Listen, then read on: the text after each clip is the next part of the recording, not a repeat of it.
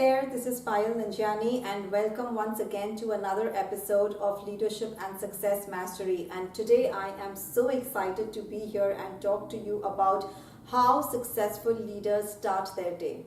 Now, many of you have sent me some questions. You've sent me this question in my social media feed. Payal, how do successful leaders start their year? What is it that they do because of which they are, starting the year full of passion and they are ending it feeling so fulfilled? Now, just to take a step back here and to give you some context, many of you are aware that I coach and I speak very closely with A players, with industry leaders and CEOs. And from the past 2 decades, I have been helping people scale up their businesses, become exceptional leaders, and to grow in their organizations and to make a difference in the world.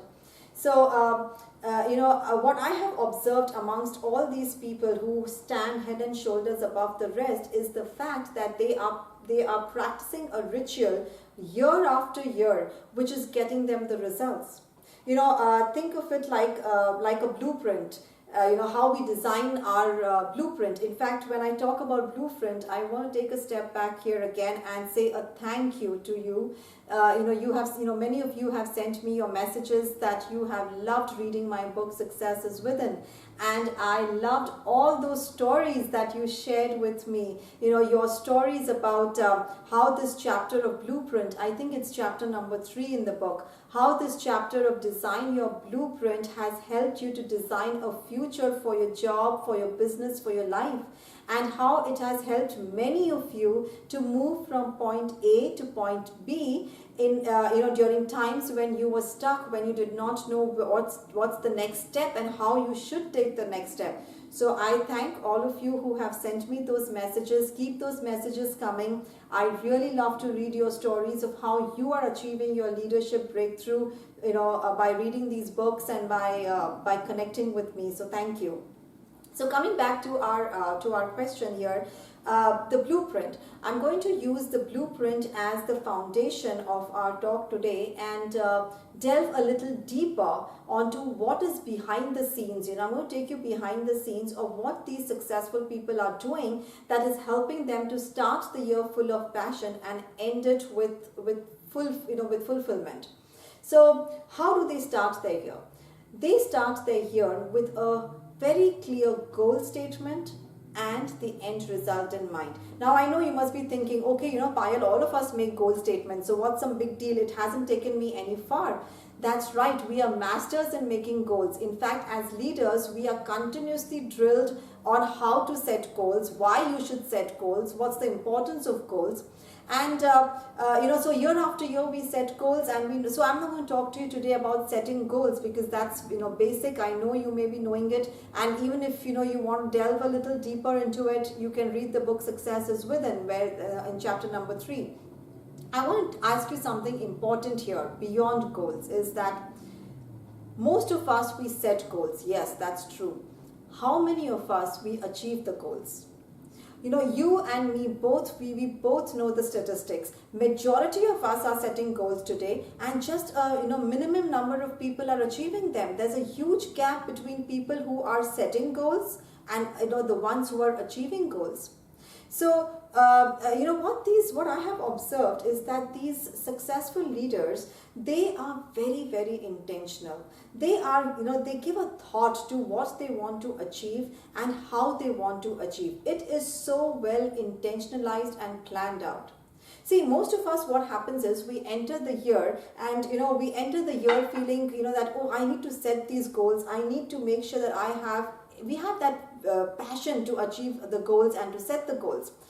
And just as the year begins, all the goals, all that energy, that passion, it begins to fizzle out all of a sudden. And then we are back to that, we feel lost and we don't know where we are supposed to go. And then somewhere midway, we've lost all that energy and the passion.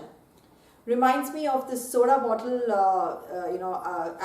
the soda bottle analogy here, that when you shake the soda bottle and you open its cap, all the soda, all of a sudden, it would it will rush out, and then it's all flat. Similar cases happen with most of us.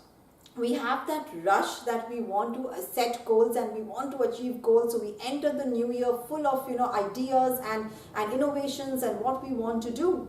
And then down the line, just within 2, 3 or 6 months, that entire energy, that a passion, it starts to fizzle off when all the obstacles and start to enter, when we are pulled in all directions, when we have meetings, we have bosses, and we have pressure of the work, and we have some deadlines, and we are tight on resources and budget.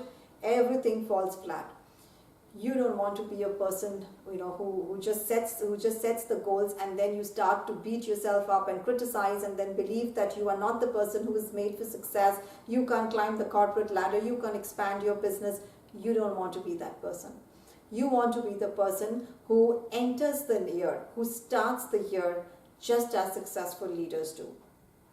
Now, one of the rituals that I have observed, most of them, they are very, very closely following it across everyone who is standing head and shoulders above the rest today, is reflect. They reflect a lot. Now, what happens is, most of us, we are going to use the end of the year in fun, in vacations, in taking breaks, and in making sure, we are going to relax. Now, and then all of a sudden we start January 2nd with full vigor and with full passion. Successful entrepreneurs and leaders who I work with, they will be using this time of the year, the last 2 or 3 weeks of the year, they will be using it to reflect. They are the ones who are going to take a step back, and they are going to analyze what the current year looked to them. What were some of their mistakes, their accomplishments, their learning, whom did they connect with, what goals did they accomplish and what goals did they not accomplish. They are going to take a clear picture, a clear understanding of what the current year is before they decide how the next year is going to be. Now, this is a step where I have seen, I've been coaching people to become great leaders, to move ahead in their career, in their jobs, in their business. And what I have noticed is 90% of us, we miss this step completely. We don't have a ritual that will help us to put everything together that has happened in the year before we move ahead. Now, another thing is, they do not look at the year just based on their accomplishments and what they missed and what they achieved. They actually look and see what did they become in the process. And this is something I would predominantly ask you to sit and in solitary and decide, what is it that you became in the process of achieving your goals, of moving towards where you want to go. Because you are going to take yourself into the new year, and you are going to take yourself into that new goal. So it is very imperative that you sit in solitary and you begin to analyze, how did I become? What did I make out of myself? Am I happy when I look at myself? Am I happy in what I became? Not just the process, not just the accomplishments. Who am I today? How do I see myself? Do I feel proud of myself? Do I feel that, yes, I would like to take this person into the next year and into those new projects, into those new goals, into that new roles and positions?